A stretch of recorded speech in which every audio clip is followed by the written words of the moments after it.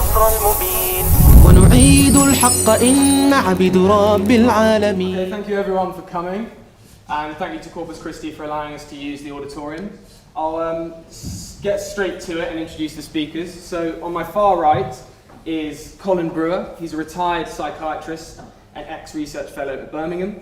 He's a medical journalist and author of several books. He's written for The Spectator, The Guardian, and the New Humanist Journal.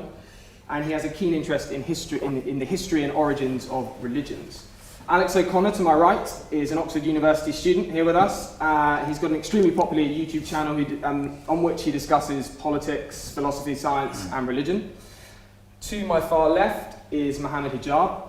He's an academic researcher at SOAS in London, and he's also studied in multiple Islamic institutions.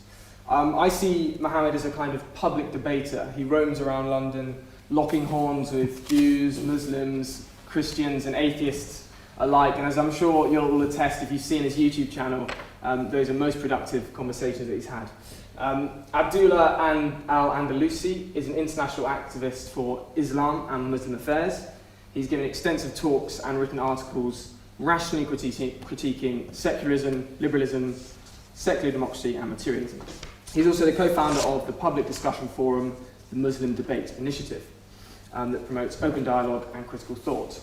And without further ado, I'll ask one of the proposition to step up, supporting the motion, Islam explains reality better than atheism. Okay, thank you. Thank you.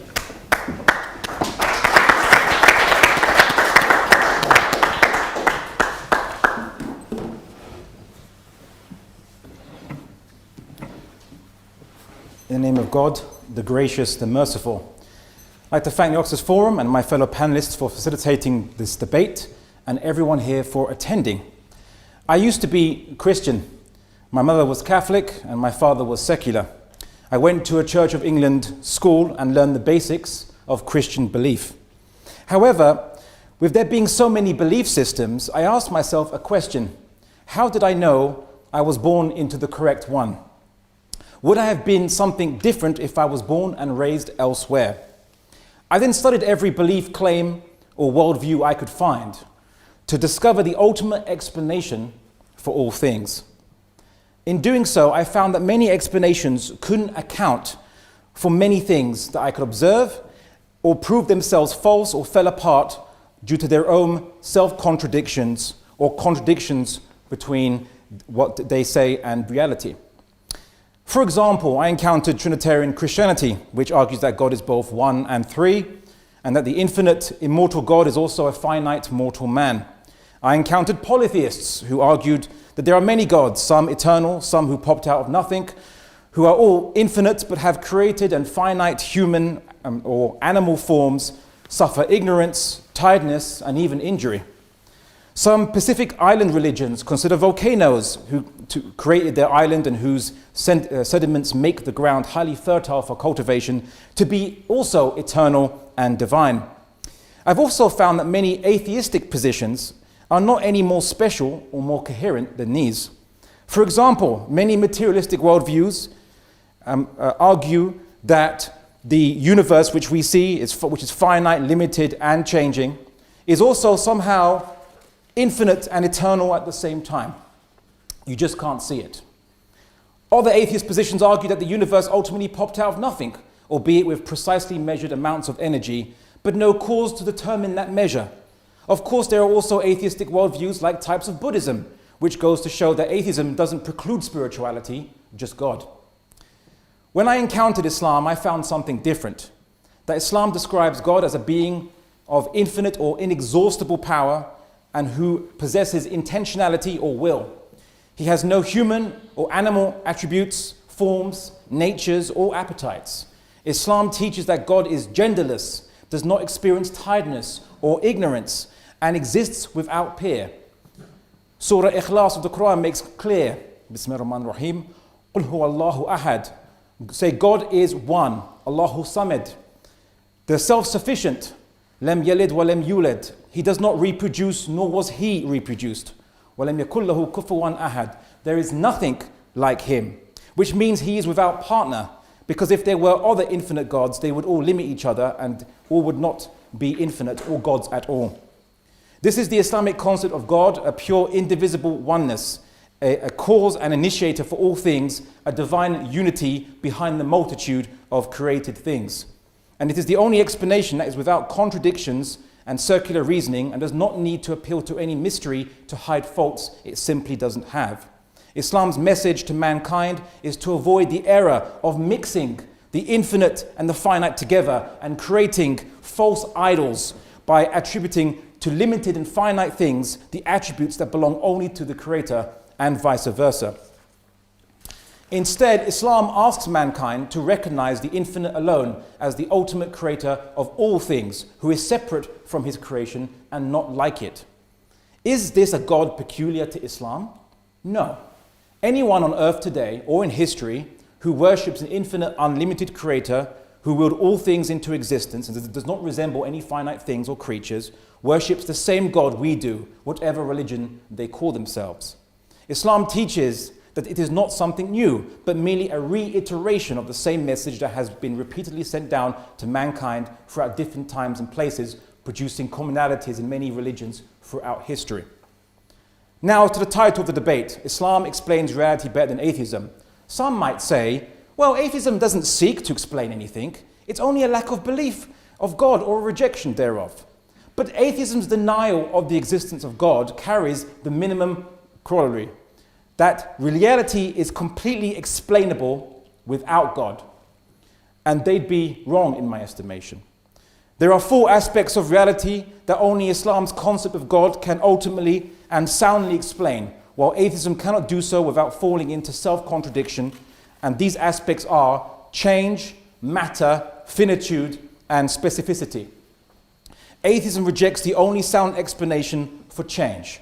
If this moment depended on an infinite number of previous moments and movements, we'd never exist or get here. If I were to say that my opponents can begin their speech after an infinite amount of time, they would never have the chance to start their speeches, as an infinite amount of time can't end or even begin if you think about it. Likewise, if I asked a poor student, not pointing to anyone in particular, for £1 and he didn't have it, and he asked another who was equally poor, and so on, I'd never get that £1 until the chain of students found at least one student who had £1 to begin the chain of lending and eventually get to me. Now, this is known as the infinite regress fallacy, which is the same as asserting a beginning and no beginning at the same time. It is a contradiction and therefore impossible. The existence of change and movement requires a first mover. There's no way around that. And if it is the first mover, it means it chose to move things without being moved by anything else. Therefore, it has a will. This is the key characteristic of God, whose name is Al-Mubdi, in the initiator in the Quran. 2, atheism rejects the only sound explanation for the ultimate basis behind matter. If matter gets its attributes and characteristics because it is made from something more fundamental than it, let's just say subatomic particles and forces, ultimately quarks and bosons, and these things are made of, let's say, quantum vacuum energy or fluctuations in such thing, or superstrings, one or the other for the sake of argument, what is quantum vacuum energy, or what are superstrings, if they even exist, made of? If something else, and that's made of something else, where does it stop? If it has no end, then nothing would exist. It's like saying a branch is held aloft from the ground by an infinitely tall tree, or a pond has no bottom to hold up the water, despite the water being at a specific level. The fact that anything exists and continues to exist proves there must be something fundamental that is supporting all these things, that itself isn't made of anything else and has no parts, and therefore is self-sustaining. The Quran calls God Ar-Razzaq, the sustainer, Al-Hafidh, the preserver, Al-Samad, the self-sufficient. 3, atheism rejects the only sound explanation for finite things. If something has size, shape, charge, or a specific characteristic, what determined these limitations in the first place? If it were determined by a finite thing outside itself, an efficient cause, going on forever, it's an infinite regress fallacy. If it was determined by the building blocks inside itself, a material cause going on forever into smaller and smaller blocks, it's another infinite regress fallacy. The only possibility left is that all forms and limited characteristics of all finite things were ultimately created by something that has no finite limitations itself, i.e. something infinite, which has no limits that need determining by something else, and therefore is the ultimate or necessary thing, and it creates all other things. The Quran calls God Al-Khaliq, the creator. 4. Atheism rejects the only sound explanation for the specificity of finite things. Things in the universe, including the magnitude of the forces of gravity, strong, weak, and force, and electromagnetism, and the amount of energy contained in the universe, are specific to a certain magnitude, size, quantity, and quality. Considering that the universe could have one quark more than it has, the question is what determined it would be one way and not another. Perhaps the conditions prior to the universe's emergence, shall we say, led to the conditions we see now. But this only shifts the burden of explanation further along the chain. What then determined the precise pre-existing conditions before the universe that led to our universe being the way it is? If we invoke an infinite chain of pre-existing conditions to explain our current condition or the condition of the emergence of the universe, this is yet again another infinite regress fallacy, I'm afraid. The only remaining explanation is that something ultimately chose or determined by its will all things to be the way they are. The Quran calls God Al-Musawwir, the shaper. Islam posits that God ultimately created and sustained all things. He is infinite, unlimited, and self-sustaining, and He alone measured out the numbers of things and apportioned all the regularities, or what you call natural laws, behind all things. It is the Islamic concept of God that not only explains reality better than atheism, but it is the only explanation ultimately that can explain reality that we see, which does not possess self-contradictions, circular logics, or appeals to mystery or blind faith. The arguments of atheists, in my experience, are no different to those I've encountered from polytheists, Trinitarians, or volcano worshippers. Atheists just call their God the universe, which essentially is just a bigger volcano. Thank you.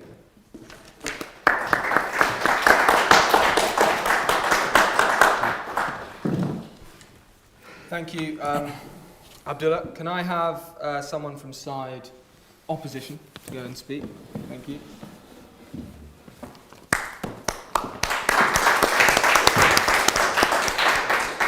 Well, good evening, everyone. I'd also like to extend my gratitude to the Oxford Forum for making this happen.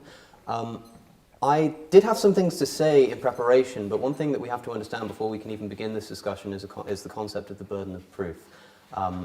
I did have some things to say, like I mentioned, but I think I'd rather just tackle some of the misrepresentations that I think we've just seen of the position of atheism.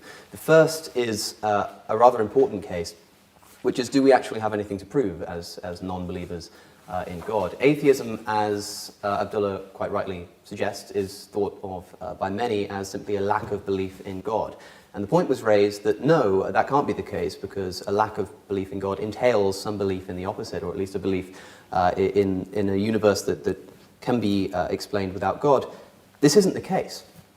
Atheism is a claim to belief. It comes from the Greek, a meaning without, theos meaning God. It simply means living your life without the influence of a God. It's not an active position to hold. Many people would call it agnosticism, because we're simply saying, well, there's no good reason to believe in a God, but we're not saying that we believe there isn't one. But agnosticism is a claim to knowledge. Gnosticism is knowledge. Theism is belief. I simply say, I don't know, therefore I don't believe. Whereas the proposition seem to have to say that they also don't know, because nobody can know for certain, and yet they do believe. And what we need to see tonight, in order to agree with the proposition and have them win the debate, is the reason why they're able to take that extra step that we simply can't. So let me explain with an analogy that comes from a friend of mine called Matt Delahunty, who has given the example of a gumball, a jar of gumballs.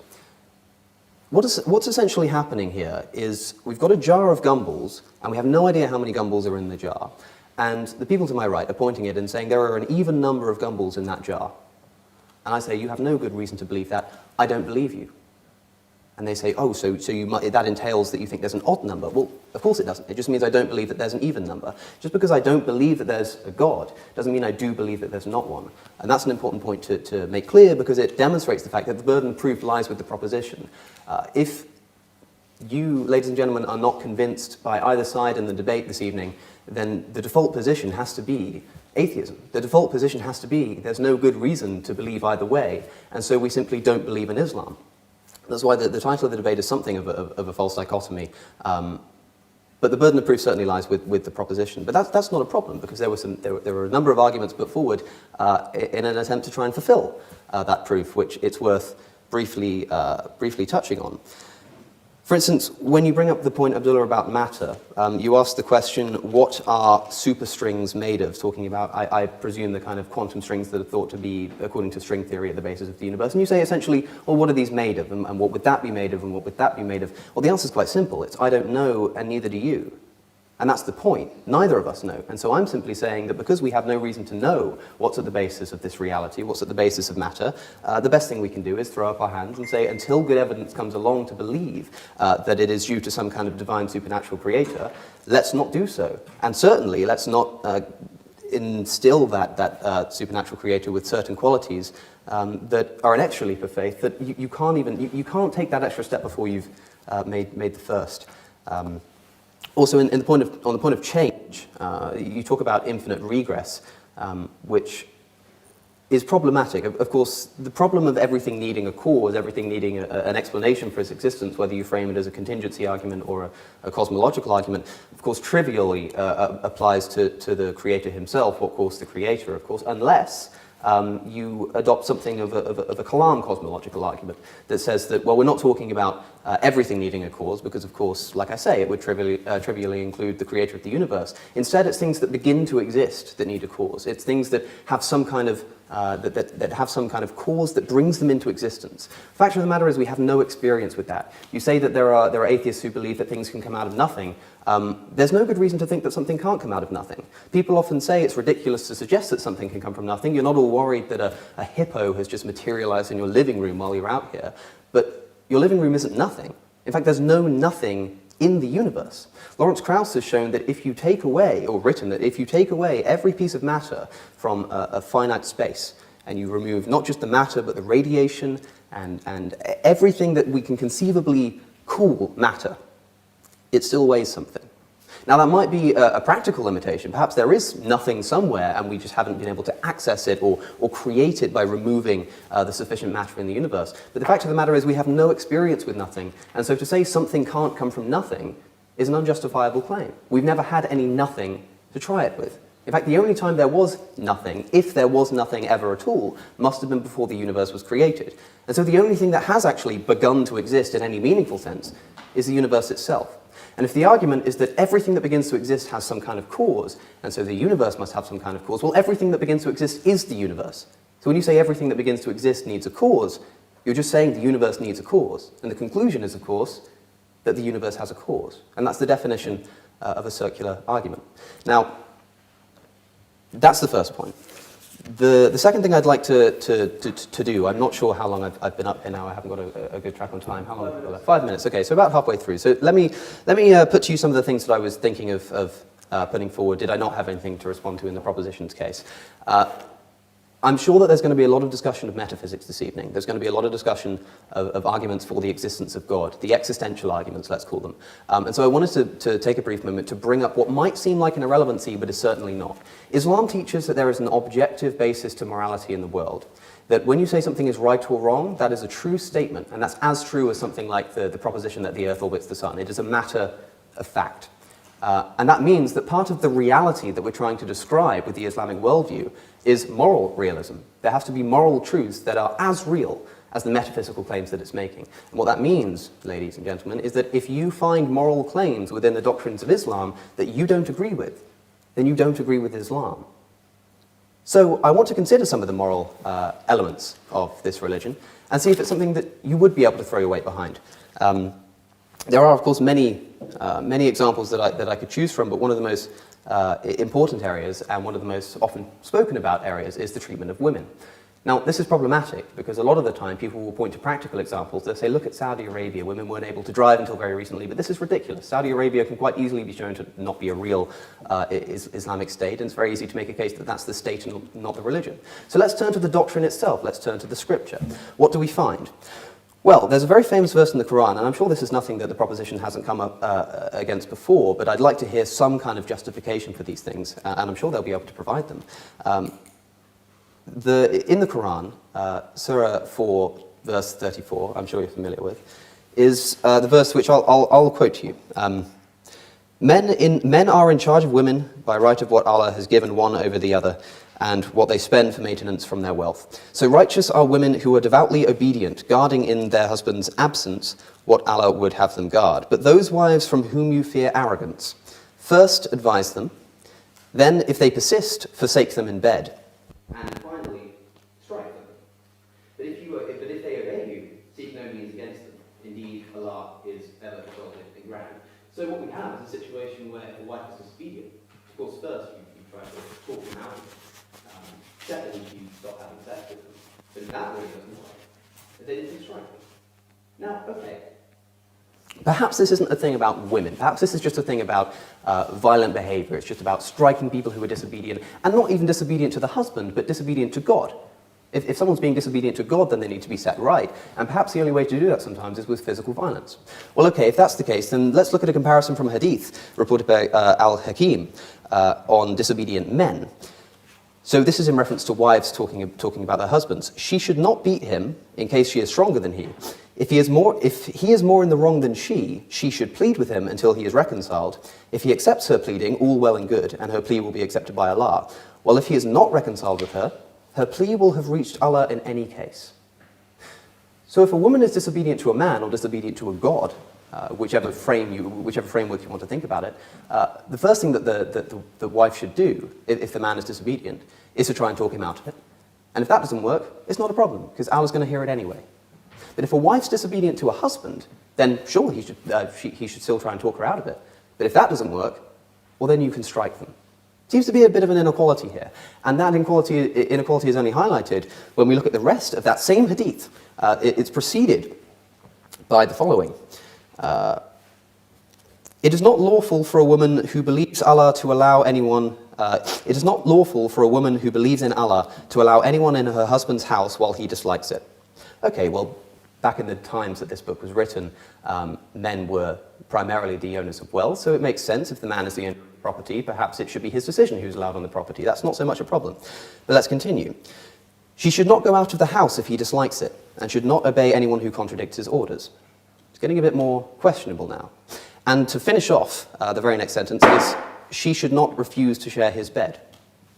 And you can take that to mean what you will, but I'll remind you that if you find any of this objectionable, then you should find objectionable the doctrines from which they spring. Another thing I'd like to talk about, and I'm certain, because I've certainly seen Mr. Hijab respond to this in the past, and it's something I'd love to dive into, is the marriage of the Prophet to Aisha, as certainly the Muslim members of our audience this evening will be aware of, but perhaps not everybody. Muhammad, while in his 50s, married a young girl called Aisha, and I say young, she was 6 at the time. Not 16 or 60, but 6. Now, of course, he didn't consummate the marriage when she was 6 years old. That would be quite outrageous. He waited another 3 years until she was 9. And the proposition has to defend the idea that that was ever morally permissible. And I think that's my time. Is that my time? Yes. Well, that's all I've got, but believe me, I have more. So we'll leave it for the rebuttal stage. But thank you.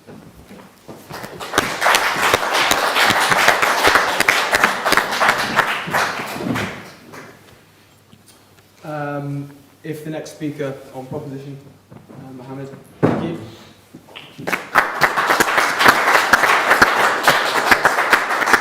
I want to thank everyone for coming today. Thank you very much for coming. It's first day of Ramadan for us, and we're happy to have you. Now, I've come here, me and Abdullah, actually, we've come here to refute magic. Wait a minute, what did you say? Let me say that one more time. We've come here to refute magic. It's actually an interesting magic trick where there is no bunny. There's no hat. And in fact, there's no magician at all. It's the proposition that something can come from nothing. Not only from nothing, ladies and gentlemen, but from nothing and by nothing. The Quran says, أَمْ خُلِقُوا مِنْ غَيْرِ شَيْءٍ أَمْ هُمُ الْخَالِقُونَ أَمْ خَلَقُوا السَّمَاوَاتِ وَالْأَرْضِ بَلْ لَا يُوقِنُونَ. Were they created from nothing? Or were they themselves the creators of themselves? Now we've heard Alex today, for the second time I've heard him say this, he says that the universe may have come into existence from nothing. Minute 14 to 15 in his video, Does the Universe Have a Cause? He says, when the universe came into existence, it well and truly came into existence from nothing. Now wait a minute, ladies and gentlemen, I have a challenge. That's an active claim. He said, I'm not here to make any active claims. Sorry, that is an active claim. Look at the syntax of that particular sentence. You're saying the universe came into existence from nothing. Don't pretend to be passive. Oh, I don't know. No, you do know. You're making a statement. Either you know what you're saying or you don't. Tell me how the universe came into existence from nothing and by nothing, ex nihilo. I want to know. Tell me how that's possible metaphysically, ontologically, cosmologically, from first principles. Give me the answer, please. But it's interesting because in his other video, Something from Nothing, where he was debating the contingency argument with a fellow American, or an American man, minute 48, he says this, listen to this. He agrees with the radio guy that was speaking to him, that the universe is a necessary existence. Wait a minute. What's going on here, ladies and gentlemen? What does necessary existence mean? A necessary fact is a fact that cannot be any other way. 2 + 2 = 4. That's eternally going to be the case. So a necessary existence is eternal. It cannot be any other way. So wait a minute, if the universe is eternal, how could it come from nothing? Contradiction. It's a contradiction. You can't have it both ways, my friend. And this is what atheism leads you to. Contradictory set of propositions. Either you have your cake or you want to eat it, what are you going to do with it? Tell me now, did the universe come from nothing? If so, how so? That's an active claim. Is the universe a necessary existence? If so, how so? That is an active claim. Is it eternal? Just, come on, please. Don't pretend to be innocent and agnostic. Number 2. You could say, no, there's a multiverse, or there's an eternal fabric, or there's an eternal universe. But a multiverse has the propensity of being any other way. And, I'm sure you study philosophy, you know what you're talking about. A possible existence, or a contingent existence, is defined by being able to be rearranged in any other way. If it can be arranged in another way, it's not necessary.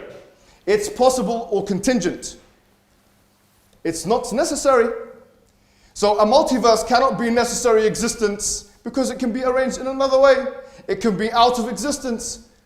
So wait a minute. This is very important, guys. Hold on.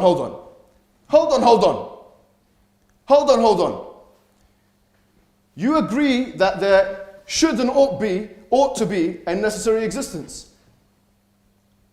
If you agree with me on that, then you're not an atheist. Because the necessary existence is the Islamic definition of God. قُلْ هُوَ اللَّهُ أَحَدٌ. Say He is one and only. The self-sufficient, the independent. Meaning, the necessary existence. لَمْ يَلِدْ وَلَمْ يُولَدْ. He begets not, nor is He begotten. Meaning He's eternal.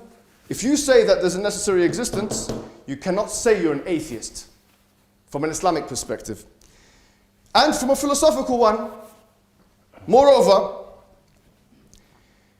we have to ask a question now. We're talking about Islam. So, why is Islam any different from any other religion? Because Islam talks about one necessary existence, one independent, one self-sufficient. Not 3 in 1, 1 in 3. Not a triune God. Not a multiplicity of gods, a plethora of gods. Not a pantheism. And by the way, I have to make this clear now. It was a bit of a straw man argument because Alex came up and says that Abdullah said that the universe has a cause. He never said that in the statement. But he had these written things. We never use the word cause. You can have a necessary existence, you can make an ontological argument for a necessary existence without causation at all. There's a difference between possibility and contingency, on the one hand, or necessity and causation. You don't even need to, you can have it. You don't believe in causation before the universe? Fallacy of composition? Have it, no problem. You have to explain how there can be a world with only possible existences. How can there be a world with only possible existences? If you say there can't be, and we're happy to say there's a necessary existence, you're no longer an atheist from an Islamic perspective. Because you believe in an independent, self-sufficient thing that everything depends upon. And that is the ultimate explanation for all of existence. Now, a secondary point we need to make is that Islam, the concept of God, the Tawheed, the monotheism, is something not only intuitive, but it's something, as we've seen, that can be reasoned from first principles, ladies and gentlemen. And that's why, already when we just look at the concept of God, so many of the major world religions are ruled out. Christianity is ruled out. Hinduism is ruled out. I would say Sikhism is ruled out. Why? Because of that pure monotheism, that respectable monotheism that Islam has to offer. But in addition to that, as Abdullah alluded to, the meta-narrative of there being many prophets aforetime, many of them with the same message of Islamic monotheism, believing in one God and worshipping one God, is something which can be seen in the religious books. What Abraham said, what Moses said, what did they come and say? Even according to Old Testament literature, calling the people to monotheism. So, Islam also has an inbuilt system of falsification. It works in a similar way to science in many ways. 4 challenges, which I'm happy to take questions on, the questions and answer, or in the cross-examination. 1, if this book was from other than God, the Quran says about itself, there would have been many contradictions, chapter 4, verse 92. Number 2, the inimitability challenge. Try and produce something like it. And there is a quantifiable way of doing so, which we can talk about in the question and answers. Number 3, that Islam makes predictions about the future. And it specifies time and place. And this is my claim. It's the only religion to make a series of predictions about the future, none of which have not materialized. Whereas with anyone you want to mention who makes predictions of the future, at least some of their predictions will be falsified. And I'm willing to be tested on this. Test it. It's falsifiable. And in fact, this falsifiability is even stronger than the scientific one. Why? Because in scientific falsifiability, everything is susceptible to falsifiability. Everything that's done now, if I do a scientific experiment, now it can be falsified. But with a retrospective perspective, a hindsight perspective, if predictions have been made of the future, we can see whether those predictions are right or wrong. And we can talk about those predictions there's a book coming out called The Forbidden Prophecies by Aira. That's going to be something which details that case in detail. Now the interesting thing is you have a nihilist, someone who does not believe in existential, he's an existential nihilist who's cosmic skeptic. He's an existential nihilist, a moral nihilist. He is an epistemological nihilist. He doesn't even believe in morality. And he's making a moral case today. I mean, I don't know how this works. I really don't know. He says, I subjectively value my liberty. In one of his videos, The Moral Argument, 1 hour and 16 minutes. Tell me how, from first principles, liberty works. Is it not based and predicated on a fictitious, hypothetical, mythological state of nature detailed by John Locke and Thomas Hobbes and those individuals? Where's the scientific evidence for that? Why do you believe that? Why do you believe in equality? John Locke established his equality on the hedonistic principle and on a theory of God. Now you're an atheist, try and find from first principles why you believe in equality. We as Muslims don't believe in second wave feminism. Simple as that. Yeah, there's some things in Islam which are different for men than to women. Why do I have to justify myself to you? You have to justify why that equality of that Eurocentric understanding of equality of second wave feminism in the 60s that emerged is the objective morality. That's an active claim that you've made. You have to substantiate it. But listen to what he says in his video, My Problem with Sam Harris's Morality. Can I finish off? Yeah, you got a minute there. If you go to Somalia and tell those women, why do you put those women in bags? They will accuse you of cultural imperialism. So why are you asking the women if they're going to put in bags? What kind of discussion is that? What kind of sanctimonious Orientalist understanding of morality is that? You have to first prove your morality. You're a subjective moralist. You don't believe in objective morality. Don't ask me about morality. You don't believe in it. Prove it. That's an active claim. And with that, guys, I want to say one last thing, which is that he made an egregious claim in one of his videos called The Liberal Hypocrisy on Islam. He said Islam is a racist religion. And I will tell you that Islam is the only religion, ancient religion in the world, which completely negates racism. Look at chapter 49, verse 13 of the Quran. Look at the Prophet. He said there's no virtue of a black man over a white man, an Arab or non-Arab. Now, he's got three options. Option one, to retract the statement. Option two, yes, option two, to provide the evidence. Or option three, face public humiliation today. And there's no fourth option. So don't make claims about morality and about Islam if you haven't even read the Islamic literature and you don't know what is in its contents. Sorry for I know it's quite a, performance, but it's a passionate topic for us. I'm thanking everyone here, and I also thank Cosmic Skeptic for coming and for once speaking to the Muslim community rather than about them. Thank you very much for listening.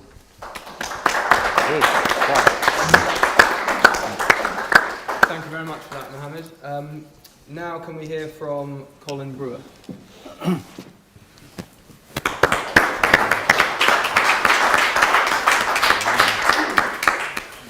I'm a bit of an amateur at this. These guys are all more or less professional.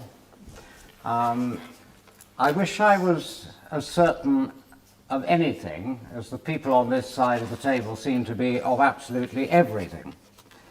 And I want to start by not singling out Islam particularly, because Islam is just one of those monotheisms that seems to find atheism terribly worrying. I mean, whether the theistic religions believe in one god or many gods, they're terrified of people who don't believe in any gods. And when they have the power to do so, and in the case of Christianity, when they had the power to do so, they routinely try to silence people like me at best by censorship, at worst by imprisonment, exile, or execution. And there's nothing particularly Islamic about this. Christianity was executing people just for being the wrong sort of Christian before Islam was a twinkle in Muhammad's eye. And they continued to do so until 1826, which was when the Spanish Inquisition executed its last victim. Here, I want to quote you a couple of worried Christians talking about atheism in the 17th century. One of them was both French theologians. One of them said, "I am afraid that atheist writings will disclose thoughts to me that would throw me into a fear from which I would not be able to return." And his contemporary, André d'Abillon, said that for such skeptics there is no punishment violent enough for so dark a crime. Even in our own relatively tolerant country, when Parliament was open to people who were not members of the Church of England, guess who came last? First of all, they let the Catholics in, about 1829. They let the Jews in about 1850. They let atheists in about 1880. So Christianity no longer has any power to liquidate people who question it, and almost everybody in Britain and most civilized countries is pleased about that. I'll explain what I mean by civilized in a moment. Islam has not lost that power. Not only that, but many people in Islamic countries, and in some Islamic countries, most of the people are very pleased that it has the power to do very nasty things to atheists. The Islamic countries were the only ones who refused to sign the part of the Universal Declaration of Human Rights in 1948 that said that deals with freedom of religious belief, including the freedom to change your religion or not to have one. And that's why I think that such countries are, in one very important sense, not totally, not altogether civilized. Last year, I was asked by the professor of English at the university in one of the more liberal Arab countries if I would write an article for his small Arab language departmental journal on Sigmund Freud's use of language. It will be published soon. I'm very proud of it. It'll be my first work to be published in Arabic. But it has one very important omission. soon after I started writing it, I thought I'd better check with him whether it was okay to mention that Freud was an atheist. He said, if you do that, they will immediately close down the journal and possibly my department as well. Now, you don't really persuade me that you get a better grip on reality when you spend your time trying to stop people from giving their views on various aspects of reality, and when you outlaw discussion about what reality might mean. And whatever we mean by reality, I suggest there are two broad types of reality. One is historical reality, which means an attempt to find out what really went on in the past.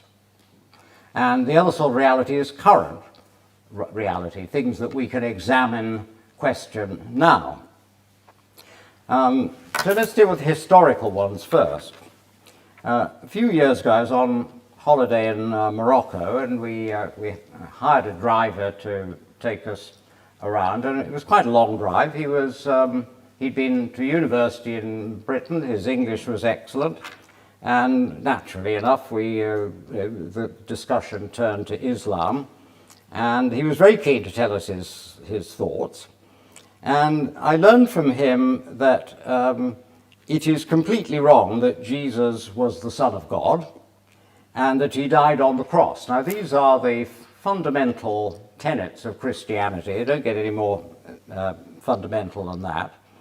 And he said that probably, and there's a certain amount of debate about this among Islamic scholars, that it may have been actually Judas, suitably disguised, who died on the cross. Now, not being a theist, I don't particularly care which of them is right. They cannot both be right. Either Jesus died on the cross or he did not die on the cross, and either he was Jesus or he was Judas. But they cannot both be right. They can, however, both be wrong. And that is the problem when you start insisting that things written in ancient documents must be believed without any question. There is actually a lot of questioning to be done about the origins of the Quran. There is very little documentary evidence for about 200 years. Christianity is bad enough because there is nothing about Christianity that dates from earlier than about 40 to 60 years after the crucifixion. And we know how difficult it is to be certain about events that happened 20, 30 years ago. People have ferocious arguments about the Second World War, about all the various other wars that have happened since. So when you're making claims with the kind of certainty we have seen from this side of the table about historical events, when even the history of the Quran is shrouded in quite a lot of mystery, and when you threaten people with serious sanctions if they try and do research on it, that, to me, does not say very much about your desire to get to grips with reality. It was not permitted to do serious historical research on the Bible until about the end of the 18th century. You could still be sent to prison in Britain for denying the Trinity as late as about 1812. But eventually in the 19th century, serious higher criticism, as it was called, of the Bible appeared. And now people are very much less certain that everything said in the Old and New Testaments is actually true in every respect, put it mildly. The Catholic Church didn't allow that until about 1941, and Islam does not allow it still. Islamic scholars have found their careers seriously threatened if they really tried to get to grips with some of the mysteries of the early versions of the Quran and so forth. So let's turn now to, how am I doing for time? About halfway? Sorry? Oh, you didn't, that's right, all right. I didn't hear the halfway mark. Let's turn very quickly then to reality as is current. A few years ago, I got into some discussion with Dr. Majid Katme, who describes himself as the spokesman for the Islamic Medical Association of the United Kingdom on medical ethics. And I was interested about Islam's line on abortion.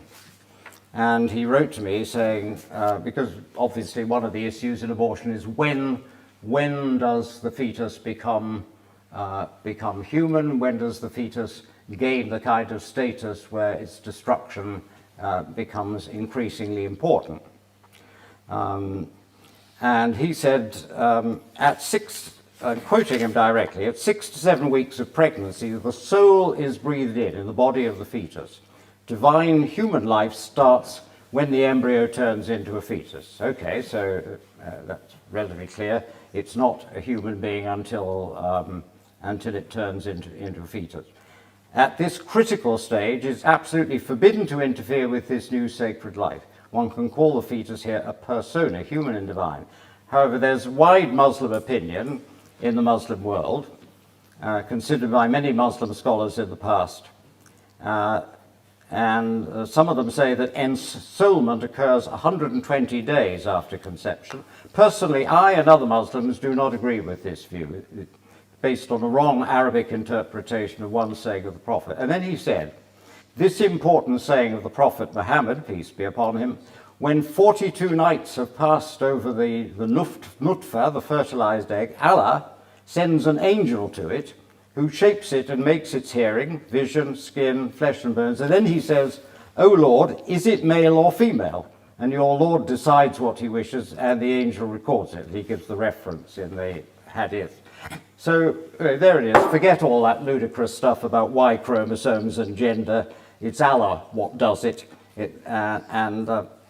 Maybe someone should ask the Muslim Council of Great Britain if they really want someone like that advising them on medical matters. Yes, I will finish there. Thank you.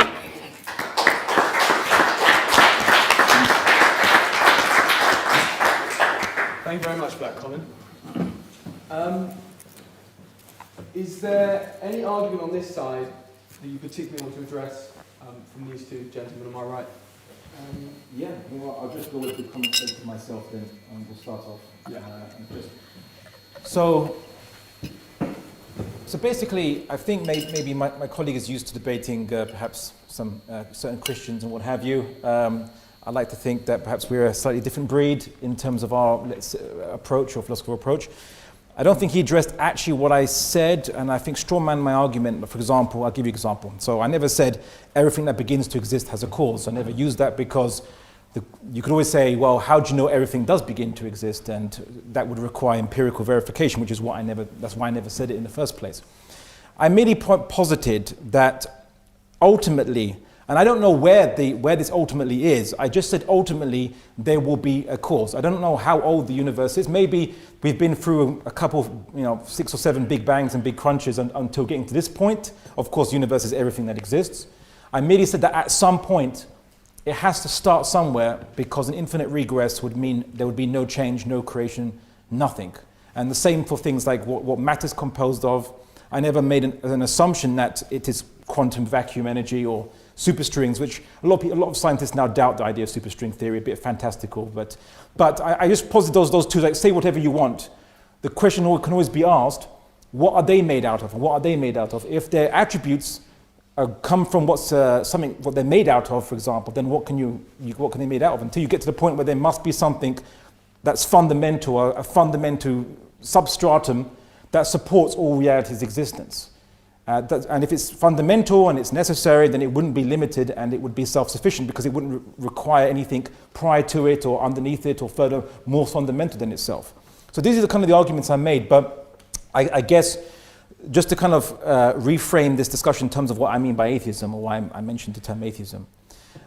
You're right, atheism isn't a belief, but I posited that it carries a necessary corollary, something attached to it, which is, if you don't believe in God's existence, not that you may be just, it's just your default. No, if you don't believe in God's existence, that means that your worldview does not require you to posit God to explain things. And I really posited that reality imposes certain problems if you want to keep God out of that discussion, because ultimately you can't explain cause, matter, specificity, or limited and finite things. And my explanation isn't one where I know stuff because I've observed it, is that God is the only explanation to avoid self-contradictions. And that's pretty much it. Like I'm saying, if we take 2 and we add 2, I know that this will equal 4, because taking the premises, the conclusion must follow. So likewise, I know that the premises are the existence of finite things. That's the premises. So I know that eventually at some point, it must follow that there must be a beginning point, a creating point, a start point, and a fundamental substratum that's supporting all things. Even though I don't know where that is, where the boundary of that is. That's my argument. Could you put that into deductive form? Into deductive form? Well, I Yeah, you thought say, so 2 plus 2 equals 4 is a deductive form. It's a premise and a conclusion. It's not deductive form to say there is matter and matter must have a beginning. What's the deductive argument there? Well, for example, it's the avoidance of contradiction, So because I just explained. So if I was to say 2 plus 2 equals 6, right, and 6 meaning what we conventionally understand 6 to be, we'd know that was wrong because of contradiction. So my point was that if you were to say, well, before this point in time, there was an infinite number of moments or movements, I would say we would never reach this point in time because it would be a contradiction. I know what he's trying to get at. It's one of the longest questions I've ever been asked. I think you know what I'm saying. You're trying to say, you want us to say everything that begins to exist has a cause. No, that's not. Not necessarily the kalam. That's not what I'm going for. All I'm saying is that the reason why you can say that 2 plus 2 equals 6 is false is because you're right. It leads to a logical contradiction. The reason for that is because it's essentially a logically valid argument with premises and conclusions, and you can identify exactly how it contradicts. You can put it into a truth table and show that it's 2 plus false. 2 equals 4. Yes. It's a tautology though. 2 plus 2 well, equals 4. precisely. It's a tautology, and you can prove that deductively. But there's no... Can you highlight precisely what the premises are and the conclusions are of your argument here, so Does you it can do it in need the to be same way? outlined like that? Because It does if you're going to say that it leads to contradictions if you don't agree with the conclusion. Well, it does, because an You need to infinite formalise it. infinite regress is basically saying that there was no beginning, and yet we're explaining, or there was no cause, and we're explaining the cause of things, or we're explaining the beginning of things, or we're explaining movement. So there was no first movement, but there is movement. So it creates a contradiction in terms, because in essence, we rely on a pre-existing state or pre-existing conditions of movement, and yet ultimately you're saying there is no beginning to this pre-existing thing. There's just an eternal chain, that there is no start to it, and therefore it's the same as saying nothing actually I'm trying to get you exists. to prove that we require Right, so one. I've got one statement that can kind of summarize it for you. Anything susceptible to addition or subtraction cannot be infinite. Okay. Okay, so it doesn't need to be a deductive 3-stage deduction. Well, no, It can that be- makes it a Right, so no, I'm deductive just argument, giving that's one statement. What he's saying is that if you have an infinite thing and you add to it, then there's the absurdity of adding to an infinite physical quantitative thing. So you'd have to disprove that statement. Now we've made the statement, anything susceptible to addition or subtraction cannot be infinite. So in order for you to prove your infinite regress, if you wanted to prove it, you have to prove, or you have to show how it's demonstrably possible for something to have infinity as a quality, as well as addition and subtraction there as well. No, I don't. So then you can't really make any claim. I don't know, but I'm not making a claim. That's the thing. So then why are we having this discussion? Because I'm opposing your claims. Well, you can't oppose Your it. claim is that it requires it, and I'm just asking you why that's the I'm case. saying anything that is the logical form, the idea that it is logically necessary to have causation, or that there can't No, be. we didn't say anything about causation. There can't be an infinite regress. No, I've just said what I've said. This. Can we just have a final statement from you and from you? Yeah. Can Just I have- the can I have statement. my 2 minutes? Sorry, Yeah. apologise. The statement I made the was that idea- anything susceptible to addition or subtraction cannot be quantitatively infinite. Yes, you have to. according If to you're laws- rejecting that, you have to disprove that. How is it physically, mathematically, or otherwise? How is it possible to have a quantifiable infinite which is susceptible to addition or subtraction? That's all you have to do. It's another issue of burden of proof. It's not on me to prove that. Well, I've just made the claim. It's false. It's you to prove that's true, and you failed to do so. Okay, I'll give you an example, And right? if you'll allow me to answer the question, ahead. the Can answer we just is. leave it after this one? Yeah. Yeah. The answer is that you're right. Like, these things are required Okay. according to laws of logic and physics that are predicated on the existence of the universe. And we're talking about the universe. Why is coming it into predicated on the existence existence of the universe? Because Can you prove it? well, no. Okay, so why are you But making a claim? It's an active claim. It's a possibility, right? No, it's an active claim, which is And it's not possibility. It's possibly Do true. you know why it's not a And possibility? if it's possibly true, No, it's not possible true. why is it not possible? Because if the universe is a possible existence, then it cannot explain the existence of other possible existences. If there is a necessary Did you get that? Do you understand that? Point? yes, I'm asking you a question in return. If there is a No, necessary... but can you address that first? If this is what I'm trying to do with the question. If there is a necessary being or occurrence, and that entails another, Which is what you admit. and that entails another occurrence. No, it doesn't entail. And if it does, it doesn't work like that. If I may just, I think the confusion is, firstly, I don't think all things require putting into a logical syllogisms. I don't think it's necessary. they do if you're going to say they're I'm a saying that. contradiction. It does when you're making contrary propositions. You don't. A sentence could say that this sentence is false. It creates a contradiction within the sentence without it being a logical syllogism. Yeah, but again, that is logically false. I'm merely pointing out that there are ultimately only two possibilities to basically anything that you might observe, which is finite, limited, and what have you, which is either it was the result of something more fundamental than it, or something that is prior to it. And if you ask, well, what was prior to it, anything, or what is more fundamental to anything? Either it's something that's like itself, as in something finite, limited as well, or something not the case, not finite and not limited. So I'm saying that if we go down the pathway of just constantly insisting on there's a continual chain prior to this existence of finite, limited things, nothing would exist, because that would cause an infinite regress fallacy, and thereby the contradiction is manifest. As opposed to ultimately at some point saying, well, actually, you know what? At some point, I don't know where, but at some point there was a beginning, or there was something that was not finite, whereby it doesn't have limitations. And just to kind of justify to you, limitations requires explanation. Something that doesn't have limitations doesn't require explanation, because there's no limits for it to be, there's nothing to create its limits for it to be explained by something else. No, it still requires explanation. Let's leave no, this because one. Absolutely. Okay. You're getting time up. Colin, Yeah. do you want to jump in? Yeah, I want to make the very old, simple observation that if you say God created it all, the next obvious question, of course, is who created God?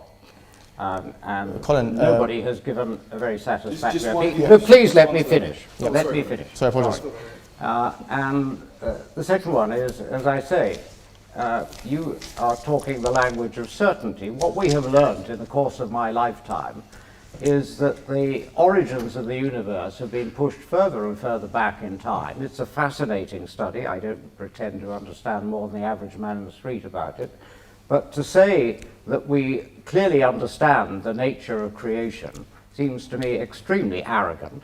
And to pretend that you can speak with certainty about something like that, I think is, to put it mildly, not justified. Well, I think it's a little arrogant to actually dismiss what we actually said, because we never actually claimed that we know every tiny particle in this universe, or how big it is, or where it began. We never actually said that. So it shows that you weren't listening. I'm just saying that you did. I'm just saying that it shows that you weren't listening to what we were saying, and some people might say that's arrogant too. What I'm saying is very simply this: creation or causation, or whatever you want to call it, is to limit something, to define its limitation. Like when you draw a circle, you're drawing a limitation. So limitations require explanation. But if something has no limitation, then there's nothing that requires it to be determined, because it has there's no boundaries that it exists in. It is fundamentally unlimited. Exactly. That's why we say it doesn't require just posit creation. a necessary being and say it doesn't require any explanation. No, we're not because it's positing necessary. I didn't say necessary. I said, But that's the opposite because of limited. unlimited. No, because limitations require explanation, right? Not the lack thereof. Right? And limitation as opposed to what?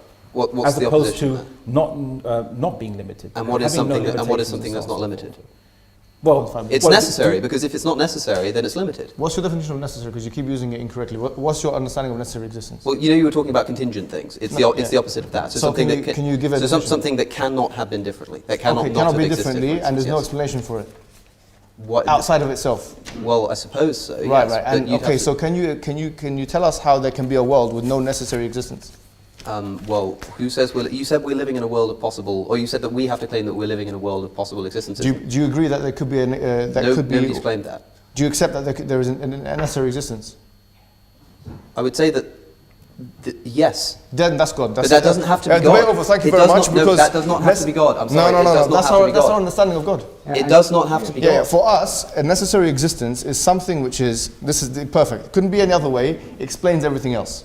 That's our definition of It God. explains everything else. Because it's necessary, it couldn't be any other way. All it contingent, couldn't have been any other way. That's got no explanatory power. Alex, all contingent things depend upon it. Yes? Give me an example of a contingent thing. This cup. How was it contingent? Because it could have otherwise not been in existence. Do you know you're speaking to a determinist? Pardon? Do you know you're speaking Yeah, to a okay, so where did determinism So come from? if You said in your thing, sorry. What determined it? Let me ask you a question. This Go might ahead. seem isolated, but it will make sense. Go ahead. If P entails Q, Go and ahead. P is necessary, Yes. is Q necessary? No. It's not. No. No, it's not. It doesn't have to be. If necessary, Right, so- hold on. Let me explain why. What we're doing here is we've said that these dependent contingent things, As you're defining them, do you accept that this cup could have otherwise not been in existence? no. So, okay, That's what determinism is. Well, hold on. So you believe in the determinism? Yes. And you said in your speech, in your thing, a universe from nothing, you said that determinism comes from the necessary existence. Are you talking about the contingency debate with 48 Justin minutes, Briley? yes. 48 minutes in, you said that one necessarily leads from the other. In other words, determinism leads from necessary existence. Yes or no? Sorry, say that again. You said Determinism leads- determinism leads from necessary existence. Okay, I think we were talking about a different thing when No, we were no. talking You about said necessary this, and I can show it 48 minutes into the video. Yes, I said that sentence, but I meant a All right, different so thing by no, necessary hold on. existence. So you said the universe was necessary This existence. can't be a semantic point scoring exercise. I It's meant not. something different by what you're No talking problem. about. But you said this. You said Definitions matter. You said determinism comes from the necessary existence. What did I mean by that?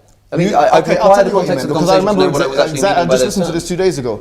The guy asked you, is the universe, would you agree with Bertrand Russell that the universe just is? Yeah? And you replied and said, yeah, the fact that the universe is necessary existence, I would agree with that in the first instance. And then he said, how would that tie in with determinism? You then said, determinism follows from, it's that which follows, determinism follows from the necessary existence. Right, Which I know what you're do you talking remember? about. I was the person I was debating with, a guy called Cameron Bertuzzi, he Yes. was making the case. He was making the case for the contingency argument. And Right. he was saying that there are contingent things in the universe, and therefore he was using that to reason that there's a God. And I said that if that were the case, Yes. that necessary existence, the Yes. determinism would follow from that. I was making Perfect. the case. Okay, so I didn't agree say with that you. it does exist. Listen, Alex, I didn't say that it does exist. We agree with you on that point. So this is the thing. You agree with us on more points than you think you agree with us on. You believe in a necessary existence, which explains everything else. No, necessary existence. Be careful. You said a necessary existence. Are you retracting it? I said that Are you retracting it? the universe, there's not one unified necessary existence. But you said that the universe was a necessary. The So are you universe, retracting that? the universe follows a necessary causal chain. Okay, so is there no, you said, hold on, you said the universe is a necessary existence, and then you said determinism follows from that. Now I'm saying that Okay, you how about this? accept, If I said that and I meant what you think I meant by Yes. that, then yes, I retract it. But I so don't you think retract that, it. But I don't think that's Do what you know, I I meant. think what it is, Alex, is that you But keep, people can go and look no, that for Alex, I'll themselves. tell you You're what, very good at making arguments against things I used to believe in. okay, But let's so talk you about used to things believe in that it we're because, okay, now it's perfect. Guys, we're not on speaker's corner. Okay. No, no, no, no, Turn it no. down a bit, right? Argument, counter. No, it's argument. important, guys, because Right, if you're bring- changing your Can I argument have now, Fine by an me. answer? Can I have an answer yeah, to you're my changing it question because about now you've who been cornered. That's created the only God? reason why you've changed your argument. Okay, Thank you. I'll do that. I respond to, so Who the, created God? Colin Brewer's argument. yeah, well, we have to actually ask the question, why does anything need creation in the first place? Right? It's a more fundamental question, yeah? So, I mean, I could take this club, but sometimes I just take a stone or something and I say, how do you know that this actually thing was created or required creation? So if this thing was, let's say, eternal or let's say uncreated, then why is it in its particular shape, form, and so on and so forth that it didn't choose? If something was uncreated and nothing determined its limitations, then it wouldn't have limitations, which is my point. So therefore, it's kind of ridiculous to argue that God requires creation when he has no limits that require defined by anything to be defined by or determined by something else. And that's why we know that anything is created is only because it has limitations. How long do you think God's been around for? Eternity. Well, okay, what I'll say is that God is outside of time, so there's no pre-existent time before him. Right, he's the beginning. How do you know? But you know what? I just want to kind of just pause and making a rewind something statement. that you mentioned in your presentation. I just want to just briefly touch on it before we touch anything else, which is you said that Islam is terrified of people professing atheism. Right? Again, I think that I don't know what experience you've had maybe with from reading European history books, but I suppose you should read books from about Mesopotamia and Islamic I quoted civilization. the experience The Prophet of a Muhammad, current if I may just finish, I'll let you respond. So the Prophet Muhammad had a famous debate with a Bedouin atheist, right?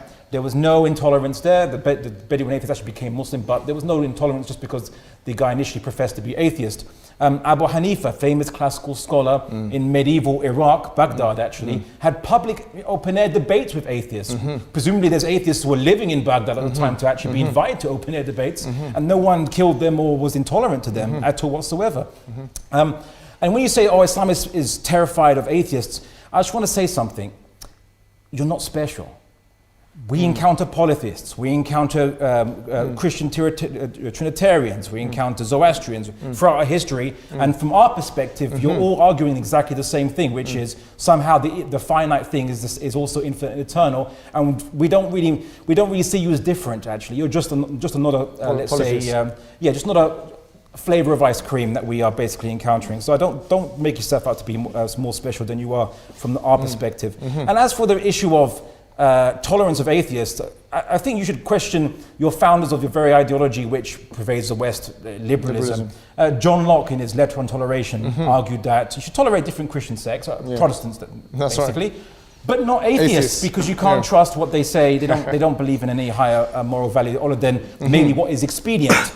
Rousseau made also the same argument, and some people say that under the current, you could say, atheistic idea as opposed to the natural rights arguments of John Locke, but the Benthamite arguments of utilitarianism. Really, morality is only based on expediency, and then people's rights are based on whether it's expedient to the state to even tolerate your rights. So now this is not related to the debate itself, but the guy brought it up, and it's really disingenuous to bring up in that kind of debate. Yes, I mean, are you suggesting that someone like Socrates was a deeply immoral man? No, I'm not saying it. I'm saying John Locke is... You seem to be implying... No. John Locke said that you can't trust atheists. He didn't say that they are necessarily by default The difference is that the things which our worldview are based upon, which are the philosophies of these men, we can say that those areas of their philosophies were wrong. John Locke said some pretty egregious things. You're a nihilist. How can you say anything's right? The difference is, we'll get to that. The difference is... No, you can't say that you're wrong. No, I think I actually can. I'm not going to grant you that. You don't believe in objective morality. The difference is that you can't do the same thing. No, you can't do it at all. When there is something immoral, when there is something immoral in the basis, when there is something immoral that comes from somebody who founded the worldview that we believe in, and something else unrelatedly that he said that no longer applies was wrong. Can you prove it's immoral? We can say that we disagree with what he had to say. Can you prove it's immoral on your worldview? We can say that we disagree what he had to. You're making an active claim. So you can't do the same thing. You're making an active claim. When there's immoralities in the Quran, you can't make the same. Look, we have just allowed you to speak, and there were many times I could have interjected and asked you similar questions, and you're making a two-quoque fallacy, and you're smart enough to know it. You can't just turn around and say that you're a hypocrite for being a moral nihilist, especially since I'm not one anymore. Oh, you've changed your mind now. Yes. So you retract that statement as well. What statement? The ones that you said you're a moral nihilist. What do you think moral subjectivism meant to me and means to me? What do you think? I don't know what it means to you, man. That's a subjective statement. So you're saying you can't say this because you're a moral subjectivist and a moral nihilist. Yeah, you're making a moral claim. You're passing moral judgment. What is moral subjectivism? Yeah, so you don't have objective morality. It's not fixed. It's not true or false. Despite human thoughts or convictions, that morality is true. So it's only first person subjective. Let's get a succinct answer to that. Yeah, my question, can I ask one question, then you can answer it? Yeah, go. My question is, he's made it very clear on his public profile that this man does not believe in objective morality. Why and how can you say this in one breath and then passing moral judgments which are based on liberalism? Can you explain how atheism accounts for that, or how it does it? As I say, that's a two-quoque fallacy. It's not a two-quoque fallacy. It is Latin for you as well. It's simply saying, well, you do this too, so who are you to speak? That's not what we're doing here. We are working on your worldview. Your worldview claims that morality is objective, and your worldview has objective moral statements, like the ones I've highlighted. It's your job to prove that those can be coherent with any kind of objective morality. God is all-knowing. God said so. That's what we believe. Anything God says is all-knowing. Anything God says is moral. Yes. Okay, well, refute that, please. I don't need to. All I need you can't do it. That's why. I'm not trying to change your mind. I'm trying to talk for the audience. And if the audience find moral precepts within Islam that they disagree with, they have to disagree with. If you have an all-knowing agency, as you have said, if God says something is moral, then it is moral as a matter of fact. That's what we say. Yeah. And so if the people here this evening disagree with the moral precepts of Islam, they have to disagree with Islam. Yeah. Socialization. Yes. So let's talk about that and let's see if it's real socialization. If there's something more to it than that. You said, if I heard you correctly, anything that God says is moral. Absolutely. How do you know what God said? Well, okay, here, to go back to our argument that I said, that we said that we have revelations aforetime, the final revelations of the Quran. It has a falsifiability test. I gave you 4 things: preservation, inimitability, contradictions, and I also taught you about predictions of the Quran and the Sunnah. Now, in order for you to say that the Quran is false, you have to falsify it. Like a scientist would have to falsify a theory in order for them to say that that is wrong. Now, if you can't produce any evidence for that, then really you can only remain agnostic on the issue. How do you know that the words contained in the Quran were the words that were actually supposed to have been spoken to Muhammad by the angel Gabriel, supposing that any of us in the modern world can actually believe anything like that? Yeah, okay, so first and foremost, with regards to morality, it's actually completely irrelevant in this debate concerning when we're discussing explanation of reality. If you don't believe in objective morality, then there's nothing to compare the morality of Islam with to say that it is discordant with it. Right? So I think it's a massive red herring, and I think that friend of yours will talk about a few fallacies concerning bringing it up in the first place. You have to first present to us objective morality and then compare it to Islam's morality and say they don't fit. But you can't, and that's my point. And also the fact that you say, well, if we don't like some morality in the past or some basis for justifying morality in the past, we can change it. Well, that's what's scary. Because in modern, 21st century Europe and on 20th century Europe, need I say more, people thought that morality of people's protections of rights and things were no longer convenient for the nation's security, and then they prejudicially persecuted certain minorities because it was no longer beneficial from their estimation. And there's no objective basis to argue against it other than you say, well, I personally don't like or find it distasteful what they did. So that is actually scary that you don't have objective morality, because there's no actual promise of rights that you can actually underwrite. As for the, well, no. I mean, well, yes.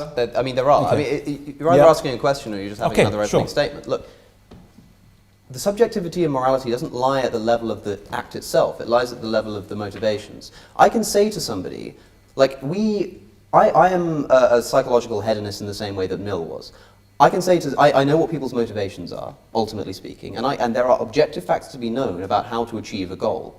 So it's not a case. Moral subjectivism. Mill didn't say moral this. objectivism. Moral. I said I'm a psychological utilitarian, utilitarian like John Stuart Mill, not just a utilitarian. Okay. Well, I'll and respond to I hope the audience can notice the difference in the level of interjection here. Like I'm trying to really listen to what you have to say, but you've got to let me respond. Okay, go ahead.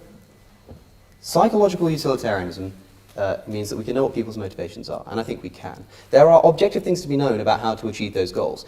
If somebody thinks that something's right and I think it's wrong, it's not a case of throw your hands up in the air and say it's everybody's opinion. That's not what moral subjectivism is. That's confusing moral subjectivism with moral relativism. That's not what we're doing. No, hold on. And those are not the same thing. Can we respond? Go. All right, so Mill, in chapter 4 of his book on utilitarianism, he actually gave us an exact way of identifying what he called the principle of utility.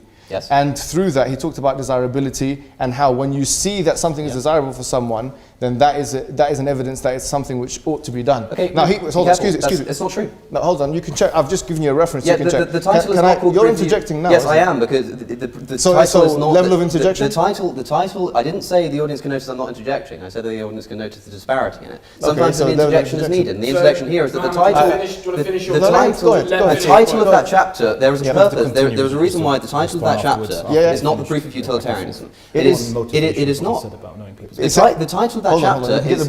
The title of that chapter is the kinds of proofs to which utilitarianism is susceptible. No, hold on. The title of the chapter is proof of utilitarianism. It's not. You get the book. You can check it now. Okay, it is the types of proof that utilitarianism is susceptible to. John Stuart Mill wrote the book himself. You can get the copy from Waterstones now. Everyone in the audience can Google it. Yes, it's actually, the title is Proof of Utilitarianism, chapter 4. That's what people call it. That's not what Mill wrote. Who calls it that? The title, Mill called, no, Mill what are you saying? Mill doesn't call it the proof of utilitarianism. That's what it's titled. He avoids it. He does not That's say the name that. of the chapter, my friend. It's not the name of the chapter. Okay, so should we get it up? Yeah, if you'd like to. Okay, so anyone's got utilitarianism, we can see. Okay, if anybody has a copy of the book, let's leave it on that as a reference point. Okay, yes, my friend. No, it's important. It's important. The reason why. It's important. The reason why. Either way. Guys, come on, because it's sort of descending into chaos. We want to get Abdullah and then we'll get Colin in afterwards. Okay, so just to continue what I said. Is he right? It's not proof of okay, well, I can see that point. If he's right, I can see the That's point. fine, because I don't care if you're right or wrong about that. The thing that matters is the point that he was making. And the point that he was making is that you can't prove utilitarianism because he's a moral nihilist in that sense. But he said that there are certain proofs to which it's So if you can't susceptible. prove it, why make a case? So because you can't prove that the point the mill made with the visible thing. subjective. Let me answer the question. The point the mill made with the finish visible thing, which you brought up, is that the only evidence we have that something is visible is that it can be seen.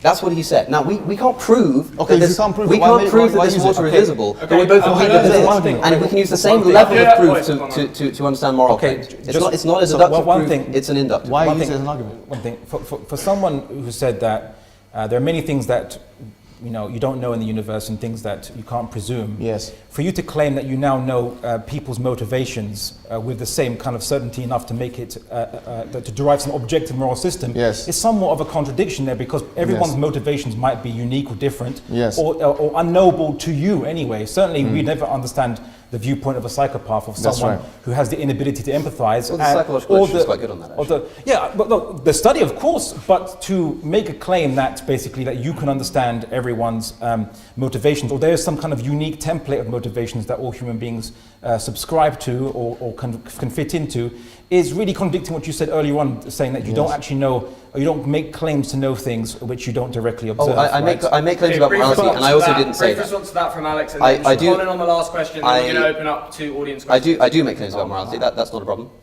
I never said that I didn't. I also didn't say that I don't make Where claims have you about. seen morality? Is it in a I also microscope, didn't telescope? say. I also didn't say that you have to see things to be able to prove them. Oh, okay. So are they illusionary for you? I would agree with that statement, and Right. I'm glad you Okay, agree with let's leave it that. there. We're in agreement. Brilliant.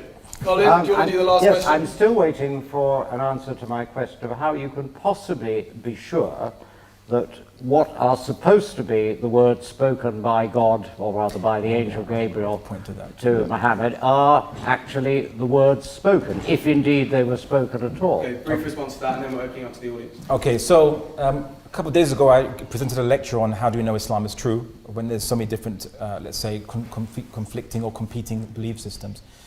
In essence, from every aspect, from the Islamic concept of God being a main issue, which is what my presentation was trying to focus on, the Islamic concept of God is almost completely unique to Islam, with the possible exceptions of variations of Judaism and philosophers who've reflected upon the possibilities of what could exist and what create all existence, and they've all come to the same conclusion, just like good old the Greek Xenophon, that there must be an ultimate creator who's infinite and he's unlike created things. Xenophon is a famous Greek philosopher who believed that if he rejected polytheism and rejected idols that look like human beings, saying if a cow had a god, it would make the gods to look like cows. So he wasn't an atheist, he just rejected polytheism. And so we would basically kind of side with that view. But I the asked Islamic you a very specific question about Yes. what the angel Gabriel is supposed to have said to Muhammad. How can you possibly know, how can anybody possibly know that that was actually what happened? How can you know? Explain. And if I let me just finish my point, which is Islam is basically, when I encountered it and I took it as a hypothesis for how to explain reality, as one possible hypothesis. After looking at different belief systems, including or lack thereof, let's say atheistic positions in belief system, naturalism or materialism, communism and such, I basically found contradictions and things that didn't make sense. And it kind of almost had a process of elimination that Islam was the only one left that actually didn't suffer any internal contradictions, both compared to the observable reality as well as within itself. And that's a very tough thing it's a very tall order to actually achieve if you're not explaining everything, quite literally everything. So, and caveat, not the particularities of things like quarks and bosons, in case you actually say, you're claiming to explain everything. No, but what I noticed is that Islam was the only one left. And then after further investigation, after I thought maybe it could have been a different way, maybe if one particular Islamic doctrine shouldn't exist, or if it was a different way, and I realized that produces contradictions. To the point that I came to the conclusion that Islam was the only possible explanation to explain reality, which is why I was very thrilled to do this debate in the first place. But without going into things like hell's existence and all this other stuff, the main key selling point, you say, of Islam, of the hypothesis of Islam, to explain reality, was its concept of God, which is almost virtually unique to itself, and it's just rationally consistent and coherent. I didn't ask you about Islam's concept of God. I asked you very specifically about how you can possibly know that the concept of God, whatever it is, that emerges from the Quran can have been dictated to Muhammad by the angel Gabriel. I take it, therefore, that you cannot answer that question. Thank you. Well, it's kind of like the equivalent kind of challenge you're saying. I mean, now we can discuss how do we know the messenger that related the message how do we know from analysis of that it's accurate? But I wanted just to kind of That's what I'd like to know. I know. That's what I was asking. I know. And I wanted to do a kind of a different angle to answer that question, which is what got me into Islam in the first place wasn't answering a different question. Let me finish, sir. What got me into Islam in the first place wasn't me looking at the claims or trying to go back in the time machine to find out if the Prophet Muhammad existed or the angel Gabriel came to him. I looked at the message itself and the consistency of the message itself with the universe led me to a conclusion that they both come from the same author. And that's why I became Muslim. In other words, you can't possibly know, it's just your... Okay, We'll leave it to the audience. Let's see what they have let's to have say. some audience questions. Yeah. The gentleman in the middle there. Before we ask a question, Do you want this one, yeah? Patrick's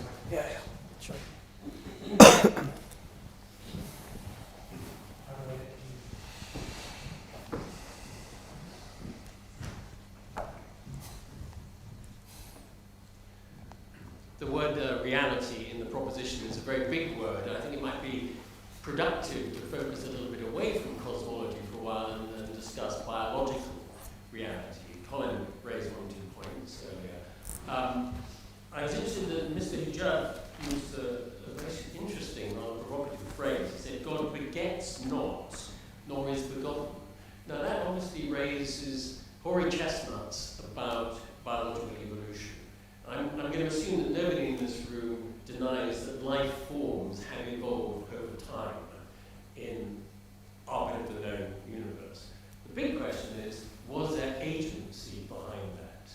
And speaking as a biologist, it's clear to me that one of the driving forces behind what I consider to be the evolutionary principle is faulty copying, which occasionally opportunistically results in benefits to an organism and therefore proliferation of that gene.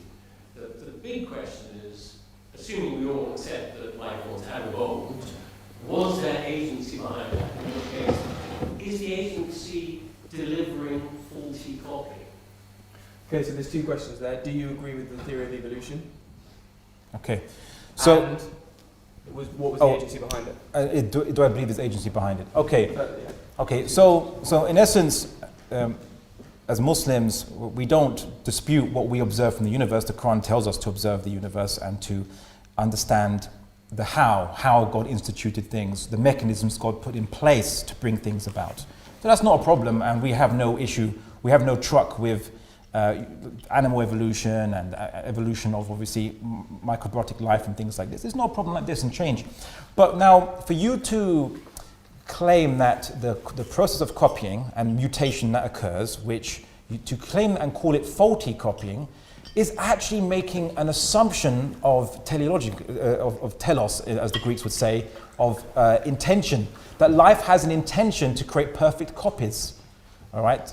But if a person is a materialist, let's say, that you say that, well, things happen out of necessity, right? Things just occur out of necessity. And what I'm positing, or what we would, let's say, view it as, everything that happens, all the mechanisms in life, as well as in inanimate objects throughout the universe, inanimate matter, let's just say, all these mechanisms have been instituted by God. So there's no problem or contradiction that we have with that at all whatsoever, whatever the case might be, whatever the science reveals. Okay, so you agree with evolution and the driving force is God? Can I answer the question? No, we Let's said that have one question. all mechanisms were instituted by God, yes. Who might, Let's have 1 question, 1 answer, because otherwise That's we're going to go fine around by in circles. Yep. Yes, gentleman at the top right.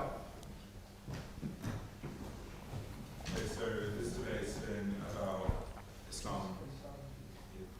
Islam and atheism. But I'd like to Could you speak up a bit, please?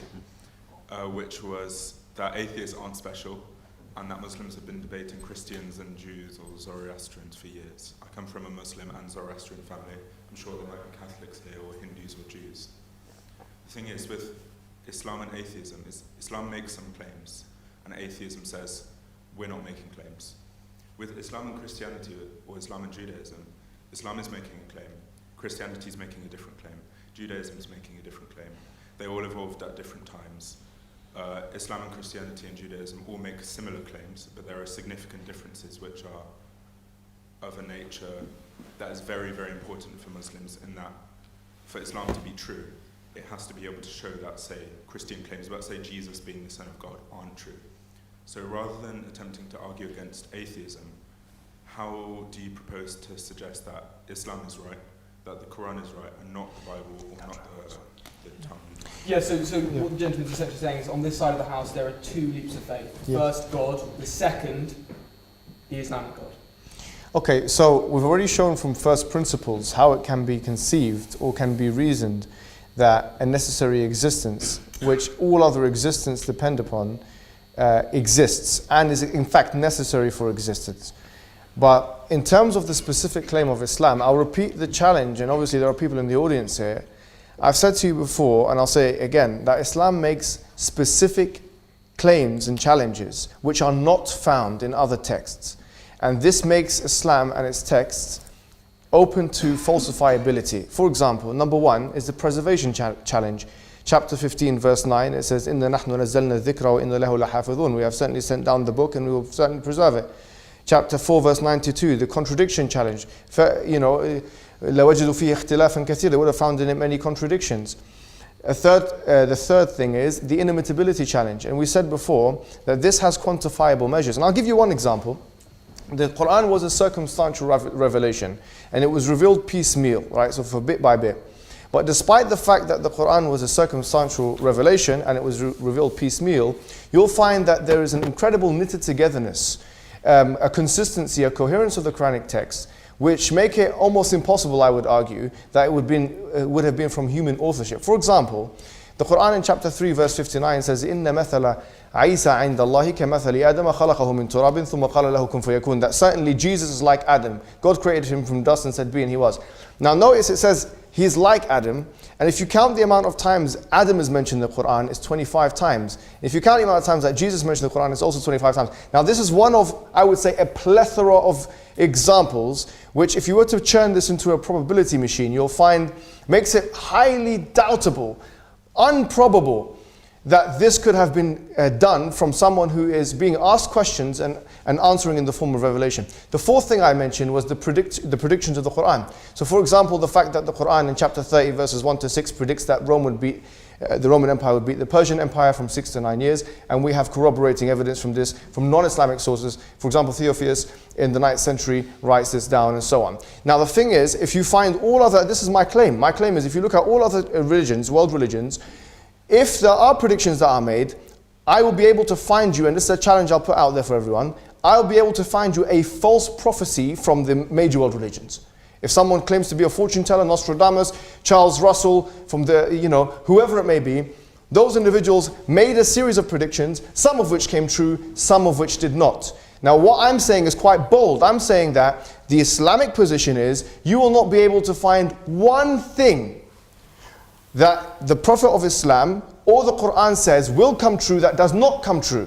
And from that we predicate our cosmological understanding that okay, the hereafter, which is something we can't see, just like the future is unseeable, is also going to be actualized, materialized in the same way that everything else has. So we have falsifiability test. This falsifiability test is not in other scriptures, and in order for you to disregard or discard the Quran and the Sunnah, you first have to go through the process, just as a scientist would, of falsifying our claims. Okay, that's an interesting Thank you. point. Does anyone on this side want to respond to that? Because it's a good point. There's internal consistency in the Quran, and it's been dictated piecemeal over time. How is it not that there's been a higher order dictating things? I mean, I'd rather briskly move on to other questions, but I don't think that... I'd say internal consistency is certainly required to say that the Quran is accurate, but it's not sufficient. Yeah, I said 4 things. That was one. Yeah. Okay. I would agree with that, actually. Yeah. Okay, let's get another question. Does anyone want to ask anything? I don't think you actually responded properly to that question, which is how can you demonstrate that what is written in the Bible, for example, is not true if what's written in the Quran contradicts it? I gave as an example in my address the Islamic view that it was not Jesus who died on the cross. How can you possibly prove that? How can you know it, even if it were so? How can you possibly prove it? How can you claim that anything like that can be known with certainty? And how can you show that the people who reported it in the Bible were wrong? Can I say for the record, I don't think that's necessary to do, because I have to be very careful with the burden of proof here, which is that the proof needs to lie with the person making the claim, right? The Christians claim that Jesus died and was risen. They need to prove that. The fact that I can't disprove it doesn't mean that I can't have a case against it. I would Come to the dark Oh, side. no, I don't think that the Christian claim is necessarily any more credible than the Islamic one. I don't think Christians can prove it either. It's what they believe. But I don't think you can disprove it or give a credible opinion one way or the other. You have a complete lack of evidence. I mean, what I would say is certainly in science there's many hypotheses, and hypotheses I suppose is a prediction or a claim based on previous theory, and people like to check out the claims to see if they are consistent with what they can observe. So I never had a problem with actually checking out someone's claims and seeing if there was any proof, and also if it was internally consistent. And my claim against Trinitarian Christians, with all due respect to any Trinitarian Christians here, because they're not represented on this panel, of course, is that I believe that it has internal contradiction between an infinite, immortal God and a finite mortal man who is also God at the same time, as well as belief in God is one and three at the same time. The crucifixion is really inconsequential to that matter, because it's just a historical happenstance, or a claim of a happenstance. But I suppose really, and just to kind of answer that person's point in another angle, and very, very briefly, if I may be permitted, is upon the question of discussion of is there a burden of proof? Is there a burden of proof on us? Is there a burden of proof on them? And they're not saying they're not making any claims, so isn't the burden of proof meant to be only on us? I would say that everyone here has a burden of explanation, an explanation of reality, at least ultimately, right? And the whole point about science is to try to seek to chip away at reality to uncover a local explanation for things, but we're talking about an ultimate explanation of things, and I'm going to make a very strong claim, which is that the idea of an infinite thing which has will, that can initiate by choice, is the only possible ultimate explanation for all things that avoids contradiction. Any other possibility possesses contradiction, right? Including an explanation of reality that does not require God. Any other possibility does not make sense other than an infinite, powerful and willed creator. And that's my claim, and the only thing, and my proof of that is it's the only one that avoids contradiction and yet explains reality. Okay, let's leave it with that. 1 to 2 minute closing statements, starting with Colin. Oh, sorry. Wasn't really expecting that. Okay, Sorry, well, we can start with Alex, yeah, and then... No, I'm happy to do it. It'll be very brief. There's an old Russian proverb that says it is good to know the truth, but it is better to be happy. And when you're talking about reality can be very unpleasant. Religion is very bad for talking about reality, but it's quite good for talking about happiness. So if happiness is more important to you than truth, then Islam, like any other religion, can protect you against reality. Otherwise, I suggest you stick with reality. It may be unpleasant, but it is actually what should guide you. Okay, closing statement, Abdullah. Okay. Well, firstly, I want to thank my interlocutors on both sides. Thank you very much for attending, and I look forward to maybe future discussions with all of you. So I'll just kind of finish up by saying that I don't think my arguments have been, my four kind of problems that I've posed to atheists that have been kind of addressed, the explanation for change, matter, finitude, and specificity, these things haven't been explained. If this moment depended on an infinite amount of pre-existing moments with no beginning, no start point, then we wouldn't get to this point. And of course, if there is a start point, then the question is what's making this starting thing begin the chain of creation or causality or whatever, or contingency, whatever you want to call it. Well, if it's something else, then it's not the first thing. So if it's initiating, then it can only do so out of choice. And that's the only explanation that avoids any contradictions. And I think I'll kind of finish up by saying that I'm glad that science wasn't invoked necessarily on either side to prove either side's point. But I will say this, and just a slight kind of interesting observation. In the Quran commands Muslims to observe the world, to see how God made and instituted things, and Islamic science, well, science within Islamic civilization flourished because of it, with Islamic scientists citing the Quran as their motivation to understand God's will more, the second holy book of Islam, the universe, the ayat of Allah. But there's no command in atheism to do so. In fact, you could be a solipsist, a nihilist, or an existentialist, and not believe there's even an external reality in the first place. So I think with atheism, it's not a question of atheism is attached to science, but rather that atheism can't even justify an external reality to even investigate in the first place, whereas Islam is assured of one. Okay.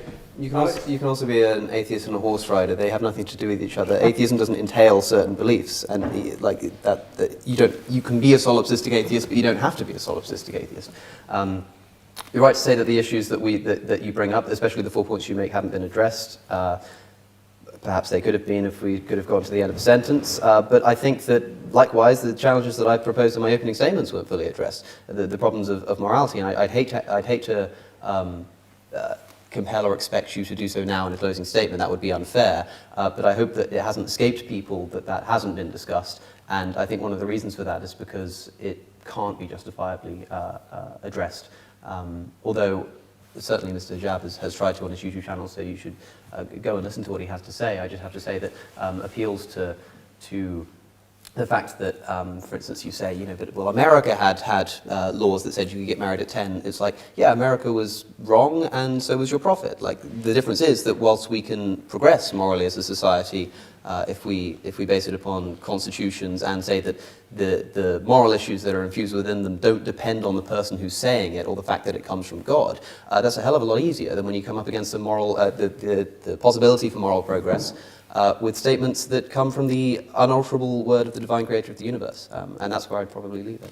Can I stand up? I'd like to stand up, please. 1 minute, Mohammed, don't go over yet. No, it's not 1 minute because he had 2. I want to say. Yeah, 1 minute. I was timing it. Okay, let me add to. You said 1 or 2. Here's what I want to say, ladies and gentlemen. You see, this is the reality of atheism, where you have a claim, first of all, from a nihilist, someone who does epistemological nihilist, an existential nihilist, a moral nihilist, someone who does not believe in value judgments, saying you're right and you're wrong. That's unfair and it's unsubstantiated. That is an active claim that he's not been able to show from first principles.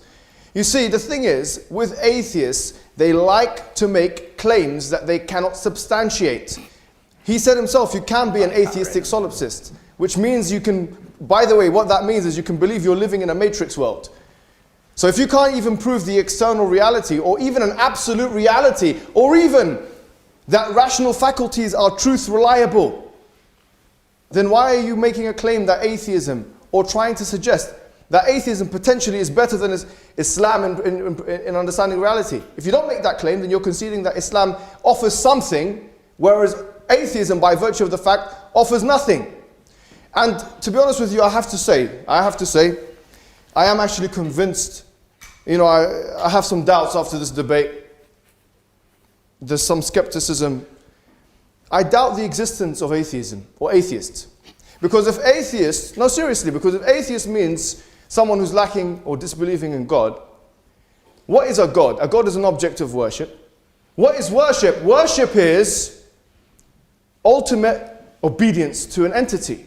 And I don't believe that any human being is not ultimately obedient, loving, submissive to anything. In fact, like Abdullah said, they're polytheists. That's what the Quran says, chapter 39, verse 29.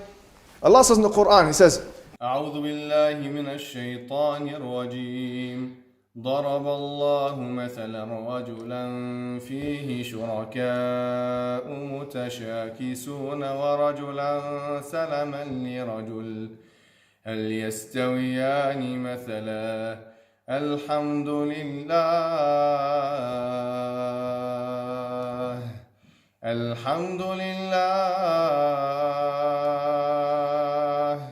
بل أكثرهم لا يعلمون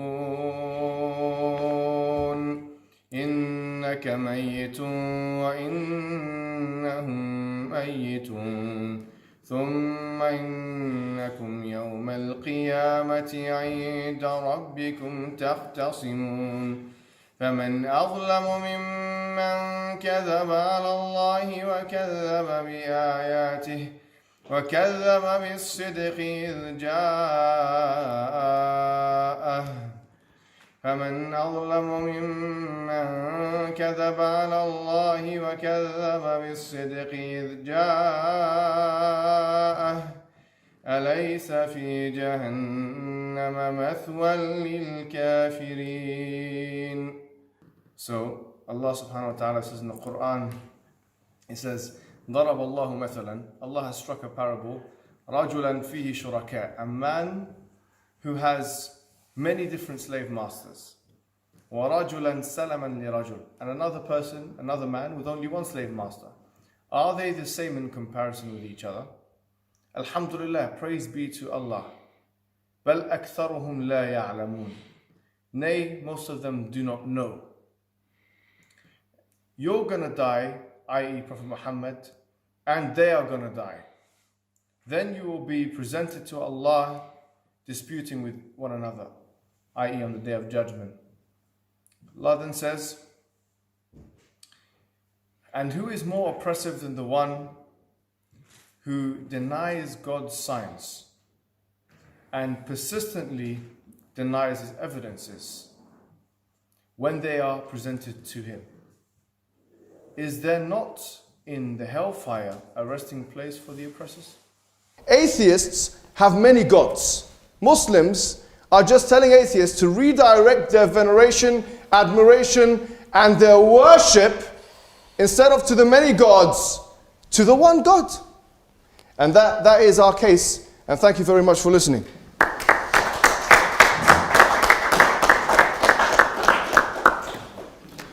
Thank you everyone for coming. It's been a long night, but a very enjoyable one. Thank you very much. Apologies for the passion or... Oh, I'd expect it if you believe that you're right about these things. Thank you for your Of course contribution. Thank you. I'm still waiting for an answer to my question. Are you just become an atheist? No, it's all right. No, because... Oh, sure. Yeah. Of course, that's a great idea. Thank you very much. Just get the... And yourself as well. Order of heights. I don't know who's taller. In the middle.